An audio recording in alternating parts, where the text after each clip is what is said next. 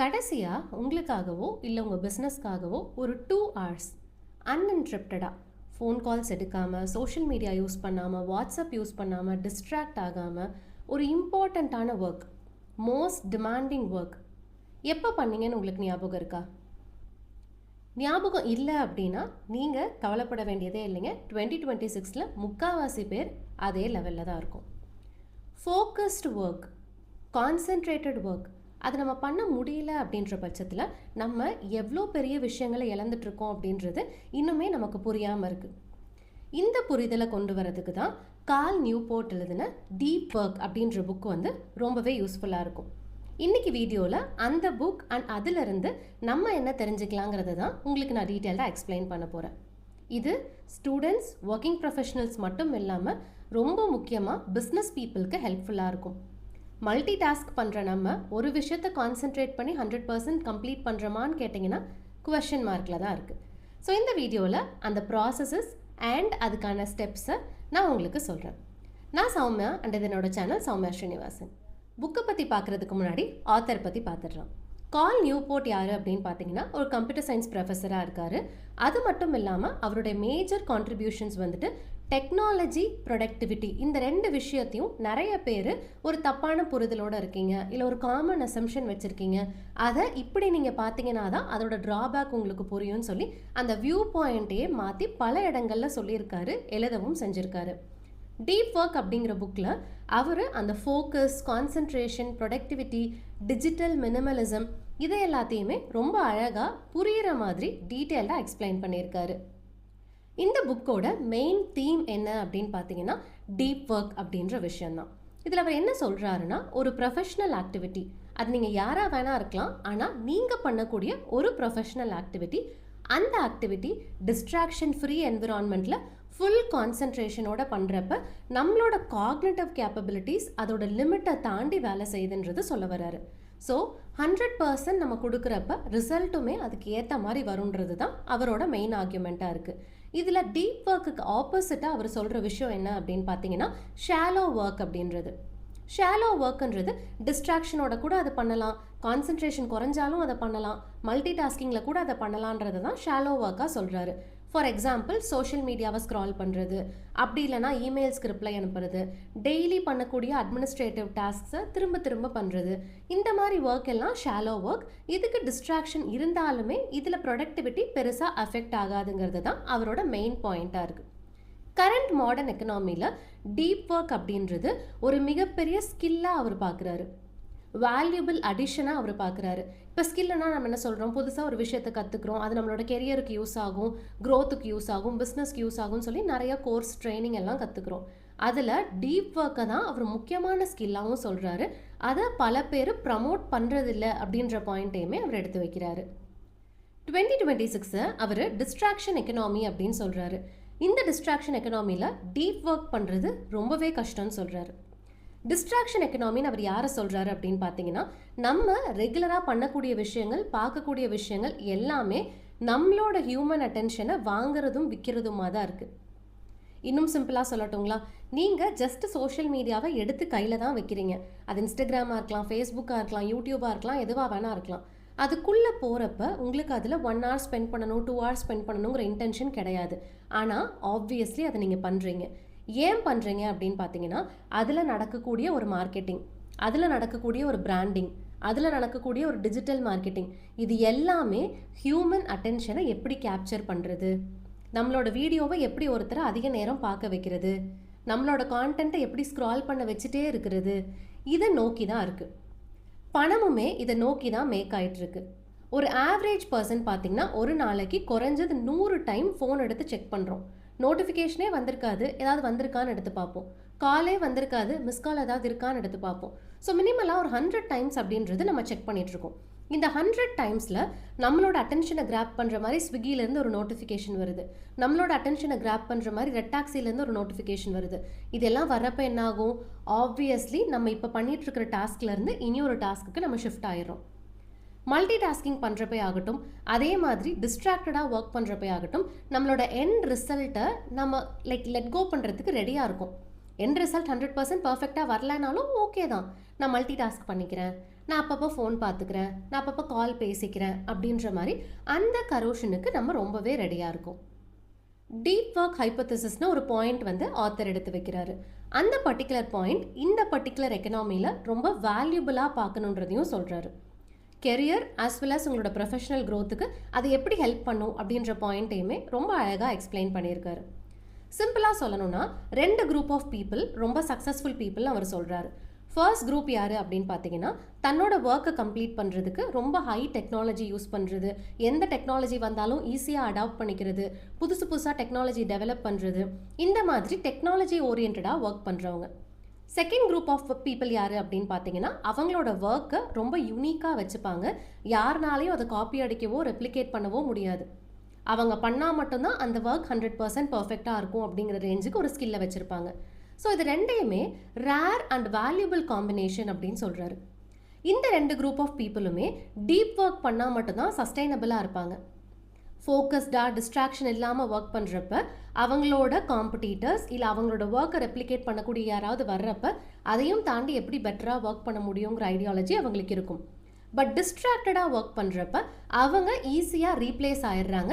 அப்படி ரீப்ளேஸ் ஆகக்கூடிய பர்சன்ஸ் இந்த 2 சக்ஸஸ்ஃபுல் கேட்டகரியில் இருக்க மாட்டாங்க.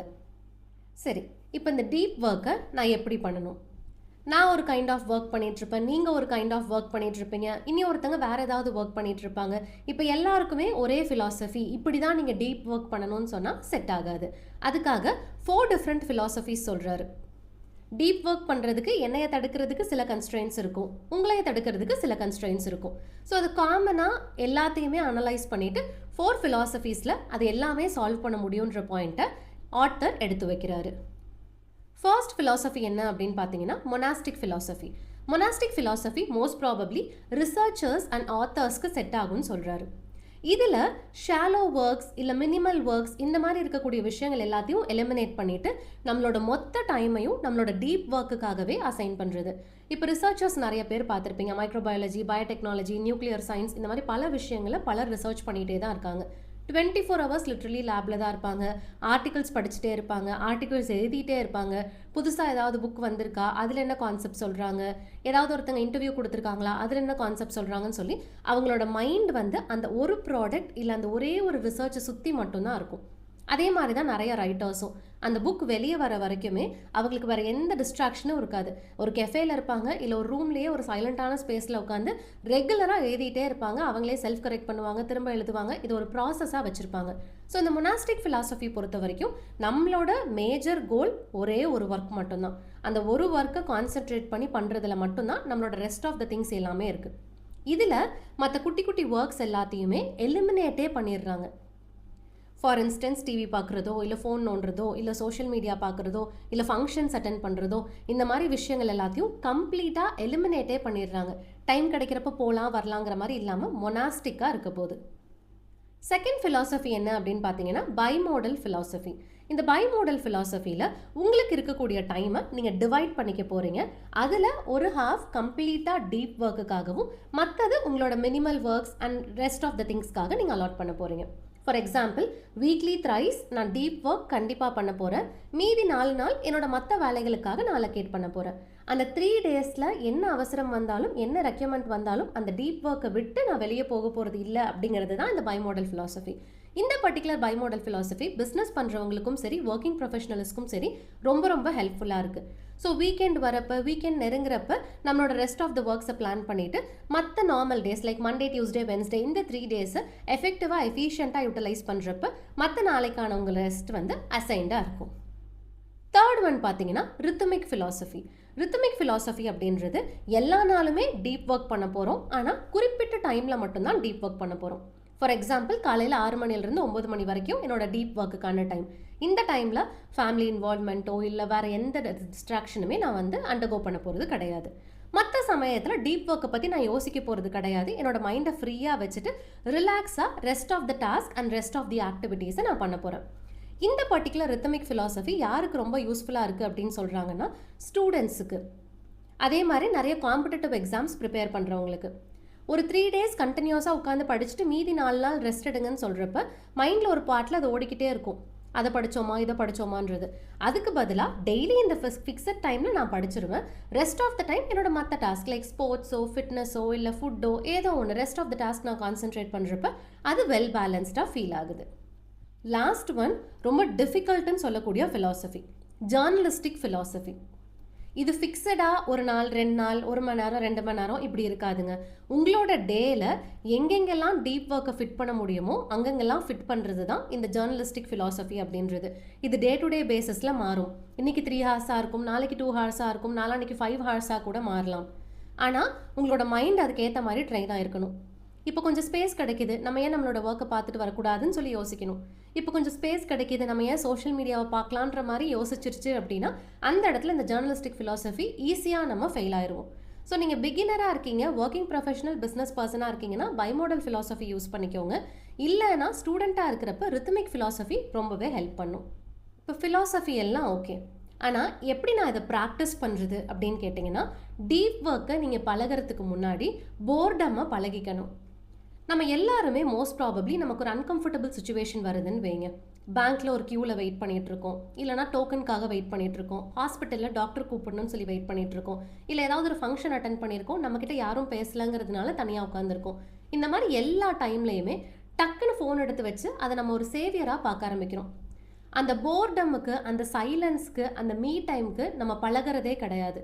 அப்படி பழகாததுனால என்ன ஆகுதுன்னு பார்த்தீங்கன்னா நம்ம ஒரு டீப் ஒர்க் பண்ணிட்டு இருக்கோம். அந்த டீப் ஒர்க்கில் குட்டியாக ஏதாவது ஒரு பிரச்சனை வருது, ஒரு டவுட் வருது, ஒரு இஷ்யூ வருது அப்படின்றப்ப ஆப்வியஸ்லி நம்மளோட மைண்ட் அன்கம்ஃபர்டபுளாக ஃபீல் ஆகி உடனே ஃபோனை தேடுறதுக்கு ட்ரை பண்ணுது. அதனால தான் அந்த டிஸ்ட்ராக்ஷன்ஸ் உள்ள வருது. ஒன்ஸ் ஃபோன் எடுத்துட்டோன்னா அதை எவ்வளோ நேரம் யூஸ் பண்ணுறோங்கிற டைம் இல்லாமல் கண்டினியூ ஆகிட்டே போகும், டீப் ஒர்க்குமே அஃபெக்ட் ஆகும். ஸோ நீங்கள் ஃபஸ்ட்டு ஃபோக்கஸ், கான்சன்ட்ரேஷன் இதுக்கெல்லாம் பழகிறதுக்கு முன்னாடி மீ டைமுக்கு பழக ஆரம்பிங்க. ஒரு நாளைக்கு 10 மினிட்ஸோ 20 மினிட்ஸோ உங்களால் முடிஞ்ச அளவுக்கு எந்த டிவைஸும் யூஸ் பண்ணாமல், எந்த புக்கும் படிக்காமல், டிவி பார்க்காம, எதுவுமே பண்ணாமல் அமைதியாக மட்டும் இருக்க பாருங்கள். அந்த டைமில் ஓவர் திங்கிங் பண்ணக்கூடாது. நான் அடுத்தது இதை பிளான் பண்ணணும், அதை பிளான் பண்ணணும், வேண்டாம், எதுவுமே வேண்டாம். ஜஸ்ட் லைக் தட் நீங்களும் அமைதியாக இருக்க போகிறீங்க, உங்களோட திங்கிங் ப்ராசஸும் அமைதியாக இருக்க போது. இது இருக்கிறப்ப அந்த போர்டம் அப்படிங்கிற விஷயத்துக்கு நீங்கள் யூஸ் ஆக ஆரம்பிப்பீங்க. அந்த போர்டமுக்கு நீங்கள் யூஸ் ஆயிட்டீங்க அப்படின்னா ஆப்வியஸ்லி கான்சென்ட்ரேட் பண்ணுறப்ப, ஃபோக்கஸ் பண்ணுறப்ப டிஸ்ட்ராக்ஷன்ஸை நீங்கள் அவாய்ட் பண்ணுறதுக்கு ஸ்டார்ட் பண்ணிடுவீங்க. பிஸ்னஸ் பீப்புள் அண்ட் ஒர்க்கிங் ப்ரொஃபஷனல்ஸ்க்கு கால் கொடுக்குற முக்கியமான அட்வைஸ் என்ன அப்படின்னு பார்த்தீங்கன்னா உங்களோட ஷாலோ ஒர்க்கை நீங்கள் மினிமைஸ் பண்ண ஆரம்பித்தா மட்டும்தான் உங்களோட டீப் ஒர்க்கை ப்ராப்பராக பிளான் பண்ண முடியுன்றது. ஒரு நாளை எப்பயுமே பிளான் பண்ணி ஒர்க் பண்ண சொல்கிறாரு. டு டூ லிஸ்ட் மாதிரி போடுறப்ப இந்த டைம்லேருந்து இந்த டைம் வரைக்கும் இந்த ஒர்க்கை பண்ணணுங்கிறதையும் மென்ஷன் பண்ண சொல்கிறாரு. அது நீங்கள் ரிஜிடாக ஃபிக்ஸ் ஆகணும், ஐயோ என்னால் பண்ண முடியல, இதை நான் பிரேக் பண்ணிட்டேன், அந்த ப்ரெஷரை எடுத்துக்க சொல்லலை அவர். ஆனால் எந்த டாஸ்க் எவ்வளோ நேரம் எடுக்குது அப்படிங்கிற ஒரு ஐடியாலஜி ரெகுலராக நீங்கள் டு டூ லிஸ்ட் எழுதுனா மட்டும்தான் கிடைக்கும். ஸோ இதில் ஷாலோ ஒர்க், நம்மளோட ரெகுலர் அட்மினிஸ்ட்ரேட்டிவ் டாஸ்க்கு, இமெயிலுக்கு ரிப்ளை பண்ணுறது, ஃபோன் காலுக்கு ரிப்ளை பண்ணுறது, இந்த மாதிரி விஷயங்களை நம்ம ஷாலோ ஒர்க்குன்னு சொல்கிறோம் இல்லைங்களா. அந்த ஷாலோ ஒர்க்கை இனி ஒரு பர்சனுக்கு சொல்லி கொடுத்து உங்கள் அளவுக்கு எஃபெக்டிவாக பண்ண வைக்கிறதுக்கு எவ்வளோ நேரம் எடுக்கும் அப்படிங்கிறத ஒரு கொஷினாக அவர் கேட்குறாரு. இந்த கேள்வியை இப்போ நீங்கள் உங்ககிட்ட கேட்டுக்கோங்க. உங்கள் ஆஃபீஸ்க்கு இல்லை உங்களோட பிஸ்னஸ்க்கு இந்த மாதிரி ரொட்டீன் டாஸ்க்கை இன்னொருத்தருக்கு சொல்லி கொடுத்து பண்ண வைக்கிறதுக்கு எவ்வளோ நேரம் ஆகும்? அது ஃபியூ மினிட்ஸ்லேருந்து ஃபியூ ஹார்ஸ்க்குள்ளே தான் இருக்குது. அதுக்குள்ளேயே அவங்க கற்றுக்கிட்ட அந்த ஒர்க்கை அவங்களால பண்ண முடியும் அப்படின்னா நீங்கள் தேவையில்லாமல் அந்த ஒர்க்கை பண்ணி டைம் வேஸ்ட் பண்ணிகிட்ருக்கீங்கன்னு அர்த்தம். டீப் ஒர்க்லேருந்து தப்பிக்கிறதுக்காக, ஃபோக்கஸ் பண்ணி கான்சென்ட்ரேட் பண்ணி ஒரு முக்கியமான விஷயம் பண்ணுறதுலேருந்து தப்பிக்கிறதுக்காக உங்கள் டைமை பிஸியாக வச்சுக்கணும்னு சொல்லி இந்த தேவையில்லாத ஷாலோ ஒர்க்கை தூக்கி நம்ம தலையில் வச்சுருக்கோம் அப்படிங்கிறது தான் அவர் சொல்கிற முக்கியமான பாயிண்ட்டாக இருக்குது. இதனால என்ன நினைக்கிறாருன்னா டெலிகேட் பண்ணி விட்டுறது பெட்டர் ஆப்பர்ச்சுனிட்டி. அந்த ஷாலோ ஒர்க்கை சொல்லி கொடுத்து யார் நல்லா பண்ணுவாங்களோ அவங்களுக்கு இந்த ஒர்க்கை ஹேண்ட் ஓவர் பண்ணிடுங்க. ஸோ ஒரு இன்டர்னையோ இல்லை ஒரு எம்ப்ளாயியோ எடுத்துக்கிறதுக்கு பெட்டர் ஆப்ஷனாக இருக்கும். ரேதர் தென் உங்களோட டீப் ஒர்க்கை பண்ணாமல் இருக்கிறதுக்கு இது ஒரு பெட்டர் ஆப்ஷனாக இருக்குன்றது அவரோட சஜஷனாக இருக்குது. நியூபோர்ட் வைக்கிற முக்கியமான இன்னொரு பாயிண்ட் என்ன அப்படின்னு பார்த்தீங்கன்னா சோஷியல் மீடியாவை அவாய்ட் பண்ணிடுங்க. அப்படி இல்லைன்னா ரொம்ப இன்டென்ஷனோட காஷியஸாக யூஸ் பண்ணுங்க அப்படின்றது தான். சிம்பிளாக சொல்லணும்னா உங்களோட ப்ரொஃபஷனுக்கு எந்த சோஷியல் மீடியா தேவைப்படுதோ அந்த பர்டிகுலர் சோஷியல் மீடியாவை மட்டும் யூஸ் பண்ணிவிட்டு மற்ற சோஷியல் மீடியா எல்லாத்தையுமே அவாய்ட் பண்ண போகிறீங்க. ஃபார் இன்ஸ்டன்ஸ், நீங்கள் ஒரு ஸ்டூடெண்ட்டாக இருக்கீங்க, உங்களுக்கு சில கான்செப்ட்ஸ் படிக்கிறதுக்கு, சில கான்செப்ட்ஸ் தெரிஞ்சுக்கிறதுக்கு யூடியூப் தான் தேவைப்படுது, அதில் தான் என்னால் படிக்க முடியுங்கிற ஆப்ஷன் இருக்குன்னா உங்களோட சோஷியல் மீடியா பிளாட்ஃபார்ம் யூடியூபாக மட்டும்தான் இருக்கணும், மற்றதை நீங்கள் இக்னோர் பண்ண போகிறீங்க. நீங்கள் ஒரு பிஸ்னஸ் பண்ணுறீங்க, அந்த பிஸ்னஸை ப்ரமோட் பண்ணுறதுக்கு இன்ஸ்டாகிராம் கண்டிப்பாக தேவைப்படுதுன்னா இன்ஸ்டாகிராம் மட்டும்தான் உங்களுக்கான பிளாட்ஃபார்மாக இருக்க போது, மற்றதை நீங்கள் அவாய்ட் பண்ணிக்க போகிறீங்க. ஒர்க்கிங் ப்ரொஃபஷனலாக இருக்கீங்க, நெட்வொர்க்கிங் பண்ணணும், ஜாப் ஸ்விட்ச் பார்க்கணும், ப்ரொஃபஷ்னலாக என்ன நானே க்ரோ பண்ணிக்கணும்னா லிங்க்டின் மட்டும்தான் உங்களுக்கான பிளாட்ஃபார்மாக இருக்க போது, மற்றதை நீங்கள் அவாய்ட் பண்ணிக்க போகிறீங்க. நீங்கள் யூஸ் பண்ணுற அந்த ஒரு பர்டிகுலர் பிளாட்ஃபார்ம்லையுமே ரொம்ப எஃபெக்டிவாக பர் டே இவ்வளோ தான் டைம் ஸ்பெண்ட் பண்ண போகிறேன், அதில் இதை நான் பண்ண போகிறேங்கிற மாதிரி அசைன் பண்ணிக்க சொல்கிறாரு. லிங்க்டின் யூஸ் பண்ணுறோம் அப்படின்னு சொல்லி உள்ளே போகிறோம், நிறைய பேரோட ப்ரொஃபைல் பார்க்குறோம், அவங்க எழுதிருக்கிற கண்டென்ட் பார்க்குறோம், டைம் வேஸ்ட் ஆகிடுது. அதுக்கு பதிலாக லிங்க்டின்ல நான் இன்னைக்கு 10 மினிட்ஸ் காமெண்ட் போட்டு எங்கேஜ் பண்ண போகிறேன், 10 மினிட்ஸ் நெட்வொர்க் பண்ண போகிறேன், ரிமைனிங் 10 மினிட்ஸ் என்னோட போஸ்ட்டில் நான் டிராஃப்ட் பண்ண போகிறேங்கிற மாதிரி ஸ்பிளிட் அப் வச்சுக்க சொல்கிறாரு. ஸோ 30 மினிட்ஸ் லிங்க்டின் யூஸ் பண்ண போகிறேன்னு சொல்லாதீங்க, அந்த 30 மினிட்ஸில் என்னென்ன பண்ண போகிறேன்னு எஃபெக்டிவாக பிளான் பண்ணி உள்ளே போகிறப்ப ஆப்வியஸ்லி அதை பண்ணிவிட்டு நம்ம வெளியே வந்துடுவோம். Rest of the social media பிளாட்ஃபார்ம்ஸை லிட்ரலி ஈவில் அப்படின்னு அசோசியேட் பண்ணுறாரு. ஈவில் அப்படின்றது என்னென்னு, நம்மளை ஹோல்ட் பண்ணி வச்சுக்கும், நம்மளை அது நெகட்டிவ் பாத்தில் தான் கொண்டு போகுதுன்னு நமக்கு தெரியாது, பட் எண்ட் நெகட்டிவாக இருக்கிறப்ப தான் நமக்கு ஃபீல் ஆகும் இவ்வளோ நேரம் நம்ம ஈவில் கூட ட்ராவல் பண்ணிட்டு இருக்கோம் அப்படிங்கிறது. ஸோ லிட்ரலி அதை ஈவிலாக பார்க்க சொல்கிறாரு. இப்போ நீங்கள் நினைக்கலாம், கரண்ட் ஜென்ரேஷனில், current year of 2026 social media இல்லாமல் ஏதாவது பண்ண முடியுமா அப்படிங்கிற ஆஸ்பெக்ட். அதனால தான் அவர் கொடுக்கறது என்னென்னா, ஒரு சோஷியல் மீடியா இல்லைன்னா உங்கள் ப்ரொஃபஷனலுக்கு தேவைப்படக்கூடிய சோஷியல் மீடியாவை மட்டும்தான் யூஸ் பண்ண போகிறீங்க, மற்றதை கம்ப்ளீட்டாக அவாய்ட் பண்ண போகிறீங்கன்றது தான். டெக்னாலஜி பேடுன்னு அவர் சொல்லலை, but overuse of technology, misuse of technology பேடுன்றது தான் அவரோட பாயிண்ட்டாக இருக்குது. ஸ்டூடெண்ட்ஸ் டீப் ஒர்க்கை எப்படி அப்ளிகபிள் ஆக்கலாம் அப்படின்னு பார்த்தீங்கன்னா, நீங்கள் ஷாலோ ஸ்டடி பண்ணுறப்ப ஒரு 30 மினிட்ஸ் படிக்கிறீங்க, 10 மினிட்ஸ் ஃபோன் பார்க்குறீங்க, ஒரு 30 மினிட்ஸ் படிக்கிறீங்க, 10 மினிட்ஸ் ஃபோன் பார்க்குறீங்க அப்படின்றப்ப நீங்கள் படிக்கிறது, உங்களோட சிலபஸ், உங்களோட மெட்டீரியல், இது எல்லாமே உங்களுக்கு ஷார்ட் டேர்ம் மெமரியில் தான் சேவ் ஆகுது, லாங் டேர்ம் மெமரிக்கு அது ட்ரான்ஸ்ஃபர் ஆகுறது இல்லை. அதனால தான் எக்ஸாம் எழுதுறப்ப நமக்கு பாதி ஞாபகம் வருது, எங்கேயோ படித்த மாதிரி ஃபீல் ஆகுறது, ஃபர்ஸ்ட் வேர்டு யாராவது சொல்லி கொடுத்தா நல்லாயிருக்கும்னு தோன்றுறது, இதுக்கு ரீசன் அதுதான். ஆனால் டீப்பாக கான்சென்ட்ரேட்டடாக ஒரு 2 ஹார்ஸ் படிச்சுட்டு அதுக்கப்புறம் நீங்கள் மொபைலுக்கு இல்லை மற்ற விஷயங்களுக்கு போகிறப்ப அந்த கான்ஸ்டன்ட் கான்டாக்ட் நீங்கள் வைக்கிறீங்க, நீங்கள் படிக்கிற புக்கு கூட, நீங்கள் படிக்கிற நோட்ஸ் கூட கான்ஸ்டன்ட் கான்டாக்ட் நீங்கள் வைக்கிறீங்கன்னா அந்த short term memory long term மெமரிக்கு ட்ரான்ஸ்ஃபர் ஆக ஆரம்பிக்கும். அப்போ உங்களுக்கு ஈஸியாக மறக்காது, எக்ஸாம் டைம் ப்ரெஷர் வராது. ஒரு நாளைக்கு 6 ஹார்ஸ் ஃபோன் நோண்டிகிட்டே படிக்கிறத விட just 2 hours to 3 hours phone இல்லாமல் படிக்கிறது பெட்டர் ரிசல்ட்ஸ் அண்ட் அவுட்புட்டை க்ரியேட் பண்ணி கொடுக்கும். பிஸ்னஸ் ஓனர்ஸ் அண்ட் ஃப்ரீலான்சர்ஸ்க்கு டீப் ஒர்க்காக நம்ம என்ன பார்க்கணும் அப்படின்னு பார்த்தீங்கன்னா, நம்மளோட thinking process, strategic thinking, long டேர்மாக நம்ம என்ன பண்ண போகிறோம், அடுத்த 6 மந்த்ஸில் என்ன மாதிரி ப்ராடக்ட்ஸை நம்ம லான்ச் பண்ண போகிறோம், என்ன மாதிரி சர்வீசஸை நம்ம கொண்டு வர போகிறோம், கிளைண்ட் பேஸை எப்படி எக்ஸ்பேண்ட் பண்ண போகிறோம்னு சொல்லி மோஸ்ட் ப்ராபப்ளி மூளைக்கு வேலை கொடுக்கக்கூடிய விஷயங்களை நீங்கள் டீப் ஒர்க்காக பண்ணலாம். அப்படி பண்ணுறப்ப இந்த இமெயிலுக்கு ரிப்ளை பண்ணுறது, வாட்ஸ்அப்க்கு ரிப்ளை பண்ணுறது, அது மட்டும் இல்லாமல் அதர் டாஸ்க் லைக் சோஷியல் மீடியாவை ஸ்க்ரால் பண்ணுறது, ரெகுலர் அட்மினிஸ்ட்ரேட்டிவ் டாஸ்க், இதை எல்லாத்தையுமே மினிமலாக வச்சுக்கணும், இல்லை டெலிகேட் பண்ணி இன்னொரு பர்சனுக்கு ஹேண்ட் ஓவர் பண்ணிடுறோம். ஏன் திங்கிங் தான் நமக்கு முக்கியம் அப்படின்னு பார்த்தீங்கன்னா, அப்படி திங்க் பண்ணுறப்ப தான் காம்படிட்டர்ஸை ஓவர் கம் பண்ணி நம்ம மேலே வர முடியும், நம்ம கஸ்டமர்ஸ் நம்ம ப்ராடக்ட்டை பற்றி என்ன நினைக்கிறாங்க அப்படின்றத யோசிக்க முடியும், இன்னும் எப்படி பெட்டர் பண்ணலாம். திங்க் பண்ணாமல் ரெகுலர் டாஸ்கே பண்ணிட்டு இருக்கிறப்ப நாளைக்கு என்ன இஷ்யூ வருதுன்றது நமக்கு இன்றைக்கி தெரியாமையே போயிடும். இஷ்யூ வந்து அஃபெக்ட் ஆனதுக்கு அப்புறம் தான் இந்த மாதிரி ஒரு பிரச்சனையில் நம்ம இருக்கோங்கிறதே நமக்கு ஃபீல் ஆக ஆரம்பிக்கும். ஸோ ஸ்ட்ராட்டஜிக் திங்கிங்கை தான் மஸ்ட் அப்படின்றது நம்மளோட டீப் ஒர்க்குக்கு. ஓவர் திங்கிங் பண்ணுறவருக்கு ஒரு சூப்பரான ரிச்சுவல் வந்து சொல்கிறாருங்க, ஷட் டவுன் ரிச்சுவல் அப்படின்றது. நான் ஆல்ரெடி சொன்ன மாதிரி அந்த ஒர்க் இன்னும் முடிக்கலையா, முடிச்சிட்டோமான்னு சொல்லி எப்பயுமே நமக்கு அது மைண்டில் ஓடிக்கிட்டே இருக்கும். அந்த பிரச்சனை வரக்கூடாதுன்னா அன்னையோட ஒர்க்கை நீங்கள் கம்ப்ளீட் பண்ணுறீங்க, அன்னைக்கான 2 ஹார்ஸ், அன்னைக்கான 3 ஹார்ஸ் உங்களுக்கு முடியுது அப்படின்னா ஒரு நோட் பென் எடுத்து இன்னையோட டாஸ்க் இதெல்லாம் நம்ம கம்ப்ளீட் பண்ணியிருக்கோம், இன்னையோட டே நம்ம எண்ட் பண்ணுறோம்னு சொல்லி ஃபினிஷ் பண்ணிட சொல்கிறாரு. ஸோ நம்மளோட மைண்டுக்கு நம்ம சிக்னல் கொடுக்குறோம், இன்னையோட டே ஒர்க் முடிஞ்சிருச்சு, இதுக்கப்புறம் ஒர்க்கை பற்றி யோசிக்காது, இதுக்கப்புறம் நமக்கு டீப் ஒர்க் கிடையாது, ஷாலோ ஒர்க் பண்ண போகிறோம், ஃபேமிலி டைம் எடுக்க போகிறோம், மீ டைம் எடுக்க போகிறோம், ஏதாவது ஒன்று பண்ண போகிறோம். இந்த ஷட் டவுன் ரிச்சுவல் நீங்கள் கொடுக்காதப்ப தான் என்ன ஆகுதுன்னு பார்த்தீங்கன்னா, இன்னும் பெட்டர் ஆக்கணுமோ, ஏதாவது மிஸ் பண்ணியிருப்போமோ, இது நடந்திருக்குமோ, அது நடந்திருக்குமோன்னு 1000 கொஷின் உள்ளே ஓடும். அப்போ நீங்கள் ரெஸ்ட் எடுக்கிற மாதிரி ஃபீல் ஆகும், ஆனால் உங்கள் பிரெயின் ரெஸ்ட் எடுக்காது. அதனால தான் நம்ம நிறைய பேரை பார்த்துருப்போம், லஞ்ச் டைமில் ஒர்க் பண்ணிட்டு இருப்பாங்க, ஃபேமிலி டைமில் ஒர்க் பண்ணிட்டு இருப்பாங்க, ட்ராவலில் கூட லேப்டாப்ஸ் யூஸ் பண்ணுவாங்க. இது நடக்கிறதுக்கான மேஜர் ரீசன் இந்த ஷட் டவுன் ரிச்சுவல் கொடுக்காததுனால தான். ஷட் டவுன் ரிச்சுவலை உங்களோட டெய்லி ப்ராக்டிஸாக வச்சுக்கோங்க. அன்னைக்கான டே டு டே டாஸ்க்கை பிளான் பண்ண போகிறீங்க. அதில் எதுக்கு எவ்வளோ டைம் எடுக்குதுங்கிறத அனலைஸ் பண்ண போகிறீங்க. அன்னையோட டாஸ்க் கம்ப்ளீட் ஆயிடுச்சு அப்படின்னா அதுக்கு ஒரு ப்ராப்பர் க்ளோஷர் கொடுத்துட போகிறீங்க. இந்த வீடியோவோட டேக்அவேவாக நீங்கள் என்ன எடுத்துக்கணும் அப்படின்னு பார்த்தீங்கன்னா, நெக்ஸ்ட் வீக் இல்லை இந்த வீக் உங்களுக்கு எப்போ கம்ஃபர்டபுளாக இருக்கோ, எப்போ நீங்கள் மென்டலி ப்ரிப்பேர்டுன்னு நினைக்கிறீங்களோ, ஒரு 90 minutes of deep work allot பண்ண போகிறீங்க. அந்த 90 மினிட்ஸ் கண்டினியூஸாக இருக்க போகுது. லேப்டாப்பில் ஒர்க் பண்ணுறீங்கன்னா நீங்கள் ஒர்க் பண்ணுற டேப் மட்டும்தான் ஓப்பனில் இருக்கணும். ஃபோனை பக்கத்து ரூமில் கூட கொண்டு போய் வச்சுருங்க.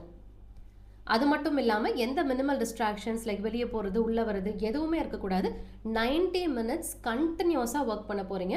உங்களோட காக்னிட்டிவ் ஸ்கில்ஸை லிமிட்டை தாண்டி புஷ் பண்ண போகிறீங்க. இது நீங்கள் பண்ணுறப்ப உங்களுக்கு என்னென்ன தாட்ஸ் வருது, என்னென்ன ஐடியாஸ் உள்ள வருது, என்னென்ன டிஸ்கம்ஃபர்ட் ஃபீல் பண்ணுறீங்கிறத நோட் பண்ணி வச்சுக்கோங்க, இல்லை மனசில் வச்சுக்கோங்க. இது நீங்கள் ஓவர் கம் பண்ணுறது எப்படின்றத பிளான் பண்ண போகிறீங்க.